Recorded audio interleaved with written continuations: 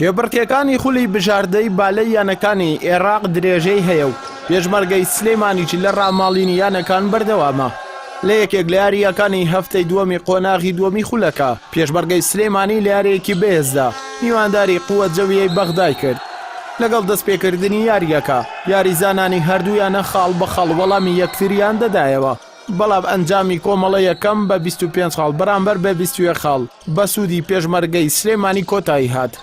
کۆمەڵی دووەمیش بە هەمان ئاس بەرزی یاریزانانی پێشمەرگە دەستی پێکردەوە و ئەو کۆمەڵەیەشیان بە 25 بەرامبەر بە 19 خاڵ بە سوودی خۆیان کۆتایی پێهێنا. لە کۆمەڵەی سێەم و کۆتاییدا یانەی قووەت جەویە بە ئامانجی ڕاگرتنی یانەی پێشمەرگەی سلێمانی دەستیان بە یاری کرد و نزیکش بوون لە یەکلاییکردنەوەی ئەنجامی ئەم کۆمەڵەیە، بەڵام کوڕانی پێشمەرگە سوور بوون لەسەر بردنەوەی یاریەکە بە سێ کۆمەڵی بێ بەرامبەر و توانیشیان ئەو کۆمەڵەیە بە 25 خاڵ بەرامبەر بە 22 خاڵ یەکلای بکەنەوە. لە کۆتاییشدا یاریەکە بە سێ کۆمەڵی بێ بەرامبەر لە بەرژەوەندی یانەی پێشمەرگەی سلێمانی کۆتایی هاتوو دووەم سەرکەوتنی لەسەر یەکیشی لە قۆناغی دووەمدا بەدەستهێنا. بەڕاستی ئەو یاری شورتە بەڕاستی کاریگەرێکی زۆر لەسەر ئێمە دروست کرد و مەشقەکانمان چرتر کردوێتەوە و زیاتر ئامانزمان ئەوەیە کە بگەین بە چوارگۆشەی زێڕینی و لەوێش ئەنجامی باشمانە بێت. لەخوا بەزیاد بێ کە ئەمڕۆ 3-0 بردمانەوە، کۆی خاڵەکانمان بەرز کردەوە بۆ 23 خاڵ، ئەویش خۆی ئەنجامێکی باشە.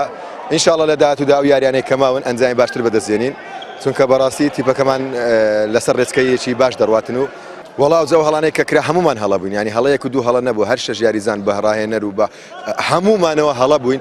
ینی بۆیە ئەو یاریەکە کردمان تا ئێستا لە مەشقەکانیشمان یاری وەمان نەکردووە، بۆیە هەمومان پێداچوونەیەکمان بە نەفسی خۆمان کردو توانیمان لەو دو یاریەدا کە هەردوو یاریەکانیش باشن تیپەکان بەهێز بوون توانیمان بە سێ خاڵ ئەنجامەکە بە سەرکەوتن بەدەستبێنین.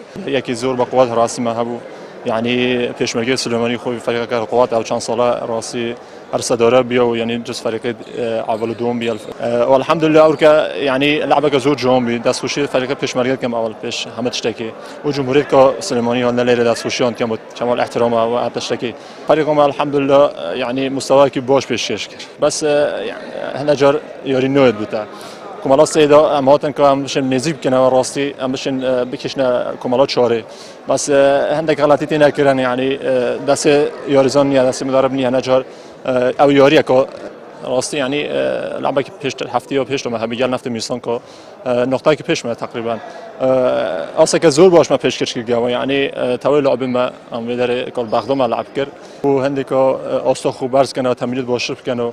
یعنی پێشمەرگەی سلێمانی لە ئێستادا لە ڕکابەریکردنی هەردوو یانەی شورتە و غازی باشوور بەردەوامە، ئەمەش بۆ گەیشتنی بە قۆناغی چوارگۆشەی زێڕینی خولەکە و بڕیاریشە هەفتەی داهاتوو لە یاریگای خۆی لە یاریەکی بەهێزدا میوانداری یانی غازی باشوور کات پاڵەوانی وەرزی ڕابردووی خولەکە. ئەردەڵا محەممەد کەناڵی ئاسمانی پەیام سلێمانی.